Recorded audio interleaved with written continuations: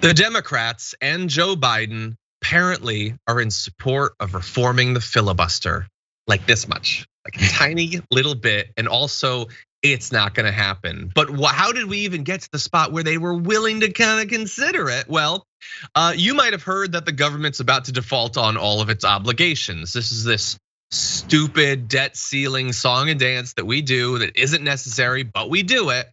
So the Republicans have not been playing ball on raising the debt ceiling, even though we're raising the debt ceiling to pay for things that they okayed while they were in power. It's not the new stuff, it's the older stuff.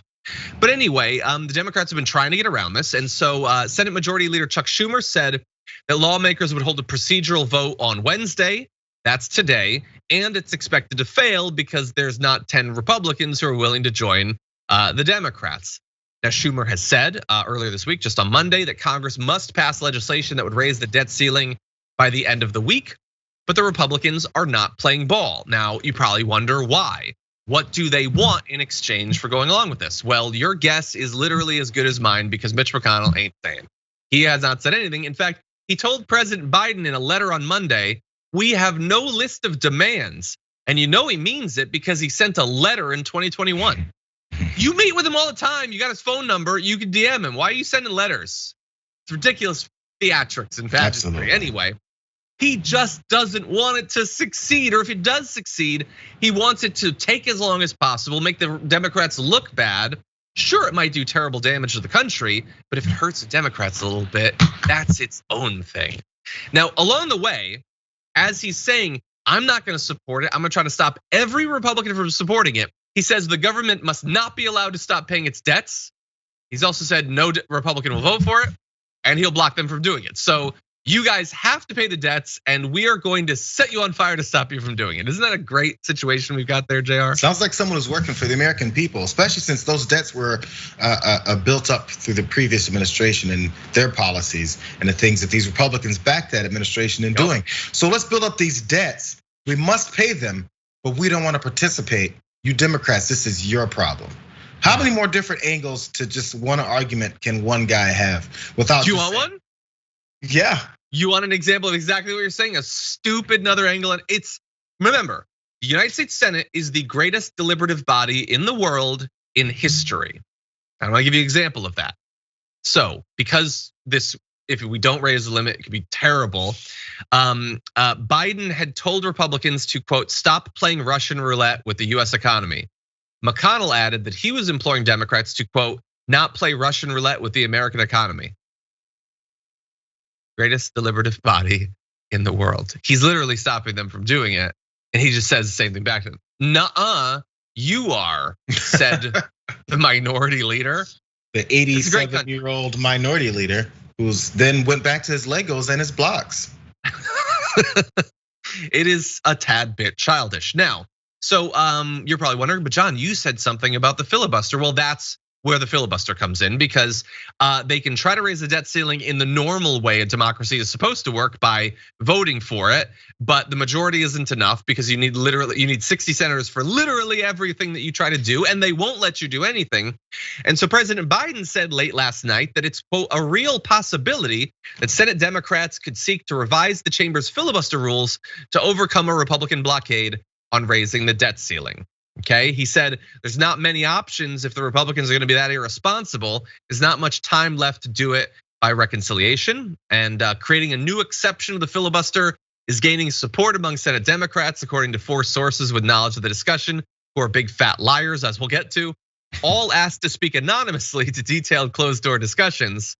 Bear in mind, Congress has until October 18th to raise the limits. So this is the possibility, JR. It's a real possibility. Carve out, raising the debt ceiling no longer requires 60 votes. What do you think? Weird, man. This is the thing. We got to check in with Joe Biden and not Joe Biden. We could Joe Manchin and Kyrsten Sinema because there's this hard line that they're not going to change anything with filibuster rules because that would break our bipartisanship and the way we work together in this country. West Virginians want this, and if we don't do it, what's the point of even being here?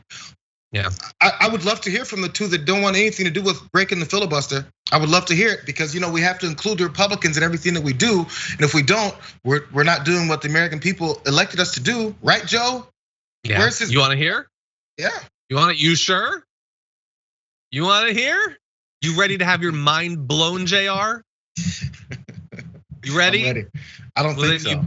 You better go watch like an experimental sci-fi film or something because I got nothing for you, unfortunately. So last night, there's a real possibility. This morning, unfortunately, Joe Manchin still exists. And so he said, he's bearing in mind he's one of the strongest supporters of keeping the filibuster. Asked about the potential change of the rules, he said, "We're not gonna default. I just know that there's enough people here that will not let this country fall to default. So we're still doing the same thing as with the voting bill. Surely there are 10 good Republicans." Did he find those 10 good Republicans? He did not. I checked it. And so he gave a little press conference. Okay, let's get some more from Joe Manchin. Remember, this could crash our whole economy, send the American government tumbling to its knees. Here's what he had to say about changing the rules. I've been very, very clear where I stand on the filibuster. I don't have to repeat that. I think I've been very clear. Nothing changes. But the bottom line is we have a responsibility to be the adults. Our leadership has the responsibility to lead. And that's what I'm asking and imploring them to do. Okay, so he says we have to be adults. We have to lead. I implore you to do that. One could make the case that that's what they're doing. They tried to do it the way that is under the rules. It's too important to let it not happen. And so they're willing to change the rules to allow the party that is in the majority, that controls the whole government, the people sent them there to do this stuff, can actually get it done. But that, JR, does not fall within the category of being adults, leading, and all of that. No change to the filibuster on literally anything. So who's he talking about? Which leadership is he saying needs to start acting like adults and get this done? Is he talking about Democratic leadership? Is he talking about leadership being like all of the Senate? Like they're supposed to come together and do this because he just said before that we're not changing anything. We're gonna get decent enough Republicans to do it. So there's words that make it sound like these Democrats should do it on their own in that little clip there. And there's also statements about how we're gonna get enough Republicans to do it. It can't be both. Or maybe I'm misinterpreting what he meant by everyone coming together in leadership doing it the right way. Maybe he means leadership on the Republican side. I doubt he means that, but maybe he does. So which one is it? Is there Democrats going in alone and being leaders and being the adults in the room?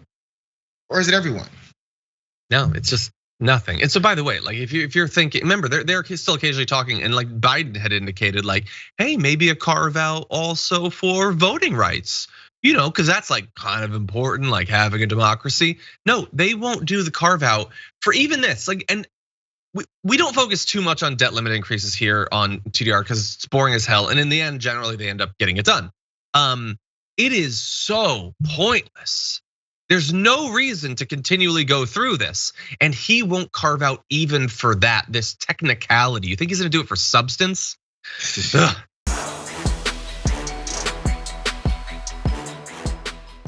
For more political news breakdowns, interviews, stories of activism, and me trying my hardest to care about the occasional big celebrity news story, subscribe to our YouTube channel at youtube.com/The Damage Report. And you can ring the bell wherever it is so you don't miss anything.